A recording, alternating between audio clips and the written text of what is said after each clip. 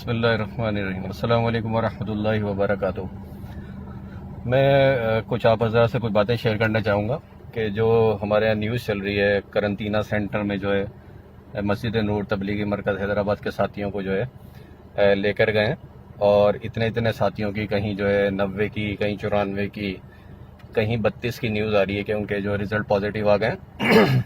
تو اس متعلق کچھ بات کرنا چاہوں گا کہ ابھی اسی وقت جو ہے نا قرنطینہ سینٹر جو ٹنڈو محمد خان روڈ لیبر کے فلیٹس میں جو بنائے، وہاں تقریباً 100 کے قریب جو ہے 102 جو ہے تبلیغی ساتھیوں کو رکھا گیا ہے۔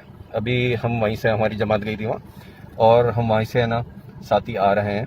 تو وہاں کے حالات، جو ہمارے ڈاکٹر سے ملاقات ہوئی، انتظامیہ سے ملاقات ہوئی، اور سیکورٹی انچارج سے جو ملاقات ہوئی، تو یہ بات سامنے آئی کہ یہ جو نیوز چل رہی ہے فیک نیوز ہے، یعنی اب تک کسی کا بھی جو ہے رزلٹ سامنے نہیں آیا۔ اور جو لسٹ ایک عموماً انٹرنیٹ پہ چل رہی ہے، سوشل میڈیا پہ چل رہی ہے، اور میڈیا پہ بھی ایک لسٹ آئی ہے، 106 افراد کے ٹیسٹ ہوئے ہیں۔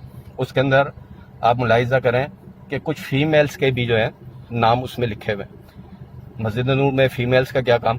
اب مسجد نور میں جتنے لوگوں کو لے کے جایا گیا ہے تو وہ سارے جو ہے میل حضرات ہیں، سارے، اس میں کوئی فیمیل نہیں ہے۔ اب لسٹ کے اندر دیکھیں کہ اس میں جو ہے نام آپ کو جو ہے فیمیلز کے بھی ملیں گے۔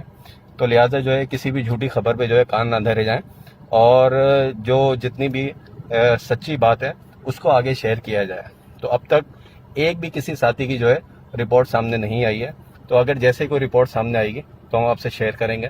تو یہ میرا پیغام جو ہے آپ آگے بھی لوگوں کو شیئر کر دیں، تاکہ ہر مسلمان کا جو ہے حوصلہ پست نہ ہو، اور یہ وقت جو ہے اللہ کی طرف متوجہ ہونے کا ہے، اعمال کرنے کا ہے، اعمال کی ترغیب دی جائے۔